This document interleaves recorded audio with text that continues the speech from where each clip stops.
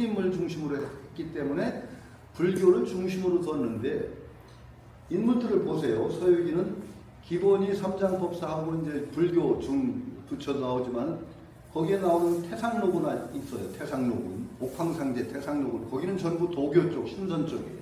태상로군. 수많은 신선들이 등장을 하죠. 그 다음에 요괴도 나오고 뭐 다르니까 유불선에 관한 근본적인 기본적인 이해 없으면은 못 읽어요. 그래서 애들한테 막 폭언을 퍼부도 애들이 반달을 못해. 아, 요새들은 어느 정도, 요새는 더 하겠죠. 강의하다가 삼국지 읽어본 사람 손들어. 그러면은 몇시 들어요. 그러다가 만화 빼고. 이런 시대에, 예전에는 삼국지 한 번 읽은 사람하고 세 번 읽은 사람은 상대가 안 된다고 하던 시절인데, 요새는 그런 정도니까 서유기는 더더군다나 못 읽죠. 그래서 쭉 읽다 보니까 서유기가 정말로 대단한 책이고, 저는 서유기를 좋아하게 된 이유가 요즘 시대는 어떤 시대냐, 재미가 없으면 아무리 의미가 있어도 소용없는 시대예요. 재미 속에다 의미를 담아내야 되는데 서유기는 재미있어요. 거기에 말하자면 의미가 담겨 있어요. 수행기가 담겨 있단 말이죠. 손오공이 금단대도를 배워요. 금단대도를 배운다는 건 쉽게 얘기하면 우리 단학을 배운 거예요. 수보리조사한테. 그런데 어제 얘기했던 대로 도덕성이라든지 근본 그릇이 안 됐어요. 그릇이 안 돼 내가 대도를 배우니까 초싹거리고 까불다가 파문을 당하죠. 그러니까 그건 뭐냐? 제대로 그릇이 안 되고 도덕성이 안 되는 사람이 이 금단대도를 배우면 요괴 된다는 거예요. 손오공이 결국 요괴가 된 거예요. 파문 당하고 나서 원숭이 왕노릇하다가 천상세계를 뒤집었고, 그러니까 인간이 힘을, 도덕성이라든지 그릇이 안 되는 인간이 힘을 얻었을 때 어떤 짓을 벌이는가가 손오공이 천상세계 어지럽히던 그 시절이란 말이죠. 그러다가 석가모니 손바닥을 못 벗어나잖아요. 제주자랑하다가 그 석가모니가 네가 무슨 재주가 있냐 그러니까 대표적인 재주가 근두운이거든. 탔다면은 이 근두운이라는 건 우리 곤두박질한다는 곤두운이에요. 곤두. 손오공이 원숭이라 키가 작아서 한 번에 구름을 성큼 못 올라가서 펄쩍 뛰면서 곤두박질 쳐서 올라가서 곤두. 그런데 그걸 타면 10만 8천이 날아간다. 그래서 이제 근두운 제주를 하니까 한번 제주를 보여봐라 그러니까 손오공이 씩 날아가서 한 10만 8천이 가가지고 보니까 이상한 봉우리 5개가 보여서 가운데 봉우리에다가 제천대성 다녀가다 하고 털을 뽑아서 붓을 만들어 쓰고 왔단 말이죠. 그래서 석가모니한테 자랑했더니 손오공을 오줌까지 싸고 왔어요. 또 원숭이가 영역 표시한다고. 그래서 석가모니가 근데 자랑을 했더니 손바닥을 쓱 내미는데 가운데 손가락에 제천대성 다녀가다고 원숭이 오줌 찌린내가 나고. 그래서 그냥 도망가려고 하는데 석가모니가 탁 잡아채가지고 그냥 하계에다 파리 잡듯이 매다 꽂아가지고 500년 고생을 하지요. 잘못된 공부를 바로잡는 데는 또 그만큼 쉽지가 않아요. 사람이 한 번 길을 잘못 들고 바로 제 길로 돌아갈 수 있으면 얼마나 뭐 편하겠어. 금방 고치면 되는데 안 그래요.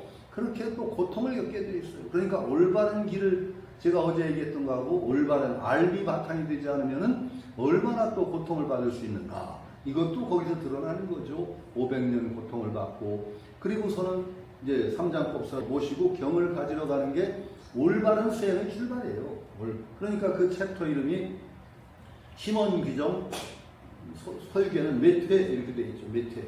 그 회 제목이 심원규정 육정무정 마음원숭이가 정도로 돌아서니, 그러니까 바른 길로 들어서니 육정무정, 6도둑이 자취가 없다. 6도둑은 뭐냐? 안이비설신이에요. 도둑이 6명이 나와요. 출발하자마자 만나는 장애예요. 첫 번째 장애. 수행의 첫 번째 장애는 그 서유기가 얘기하는 거는 6 감각기관의 유혹이다. 이 감각기관의 유혹에 충실하게 살고 맛있는 거 먹고 좋은 소리 뭐 그냥 뭐 성적인 거 추구하고 그거에 골몰하는 이상은 절대로 올바른 정도를 닦을 수 없다는 얘기예요. 적어도 우리가 인간으로 태어나서 뭔가 보다 높은 목적, 보다 높은 가치를 추구하는 데는 6 감각기관에 충실하는 그런 삶 가지고서는 안 된다는 거죠. 적어도 그걸 떨치는 용기가 없이는 절대 수행이 안 된다는 것을 6 도둑으로 딱 등장을 시켜서 그 6 도둑을 물리치는 것으로서 출발을 삼죠. 중간중간에 등장하는 마왕들은 뭐냐? 수행 과정의 장애예요. 수행 과정에 이런 장애가 있을 수 있다는 것이 요괴나 마왕으로 등장을 해요. 재밌는 장애도 많아요. 삼장법사가 그 여인국에 들어가서 무슨 강의든가 갑자기 강의, 그 강물 마시고 임신한 거 아시죠? 임신해요. 삼장법사가 임신을 해요. 남자가 임신을 하는데 그게 뭐냐? 공부 잘못해가지고 잘못된 결대들, 어떤 공부를 잘못해가지고 우리가 결태 장양하잖아요. 결태한다고 그래요. 선태를 기른다고 그래서 신선의 태를 기르는 게 공부라고 하는데 삼장법사가 임신한 거는 잘못된 그 임신 결태예요. 공부 잘못해서 생기는 병이 삼장법사 임신 사건으로 나타나죠. 이 중간중간에 유명한 요괴들이 전부 공부를 했는데 잘못된 공부를 해가지고 나오는 요괴들이고, 비유를 하자면 우리가 공부하다가 잘못된 길로 들어서면 이런 요괴 된다는 얘기가 되는 거죠. 그래서 맨 마지막에 가면 삼장법사는 구름 타면 금방 갈 텐데 못 가는 이유가 삼장법사는 범태예요. 범태. 속인의 몸이에요. 신선의 몸이 아니라 구름을 못 타요. 삼장법사는. 그게 맨 마지막에 가서야 그 강을 석가모니 쳐서 가까이 가니까 강이 흐르는데 그 강을 딱 건너는데 강이 나룻배가 밑바닥 없는 배, 바닥 없는 배를 타고 그 강을 건너요. 바닥 없는 배라는 건 구멍 없는 피리, 바닥 없는 밥그릇 같은 어떤 최고의 진리를 그렇게 표현해요. 그걸 건너니까 강에 시체가 떠내려가요. 삼장법사 시체예요. 그건 뭐냐?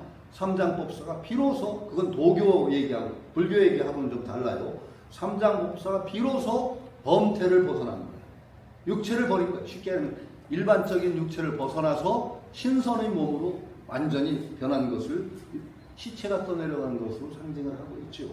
그래서 부처님 만나고 이제 쭉 다시 빼서 나중에 선호공도 다 부처가 됩니다. 그런 것이 이제 서유기니까 정말로 우리가 인생 참된 삶을 추구하는 어떤 과정이 서유기라는 것 속에 유교, 불교, 도교의 어떤 배경을 가지고 펼쳐지는 게 서유기죠. 저는 그 봉어르신 덕분에 그 서유기를 발견한 거예요. 서유기가 그냥 쉽게 읽은 책이 아니다 그러셔서 마침 서유기도 자세한 번역이 있는 게 있었어요. 그래서 열심히 읽고 굉장히 감동을 받았죠. 그래서 제가 서유기를 불교계나 이런 데서 떠드는 게 몇십 년이에요. 이거 게임 재미 속에다가 의미를 부여하는 게임도 만들고 해야 됩니다. 근데 저는 또